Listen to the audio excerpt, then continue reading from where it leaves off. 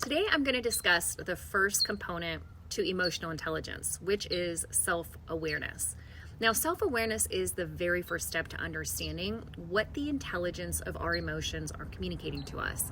And in my opinion, it's the most important part and the most important step, because when we start becoming curious about those sensations that are moving through our bodies, we're actually starting to feel in our body. And most of us are so used to our minds overriding these sensations or the gut instincts or what we call intuition, because we've been overly programmed and addicted to thinking. And we're all just living too much in our analytical and logical mind. I mean, if you think about it, when we put our children through public school, right, they're only focused on developing the intellectual side, right, the critical thinking, the problem solving, the analytical reasoning. And we're not teaching our children in the public schools about building like a feeling vocabulary, nor do we talk about developing our instinctual intuition or focusing on mindfulness or any techniques that really support emotional intelligence. So the first component of self-awareness is the first step also into beginning to trust ourselves again, because we just don't develop that at a young age. Most people that I work with, mostly women, are constantly communicating how they're second guessing themselves all the time.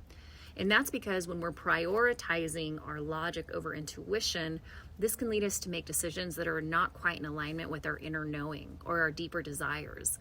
And this is what causes us to second guess ourselves, which also causes us to miss out on opportunities for growth and fulfillment. So it's through self-awareness that we can begin to understand our own emotions, our reactions. It'll help us gain insight into our behavior and build relationships with others. Now, there's so much that I can talk about when it comes to self-awareness, but ultimately, practicing self-awareness through self-reflection can give us the knowledge and confidence to be more in tune with our emotions and the emotions of others. To start on the path to self-awareness, you can take a few moments each day to, one, you can meditate, practice journaling, or even just take a few intentional breaths.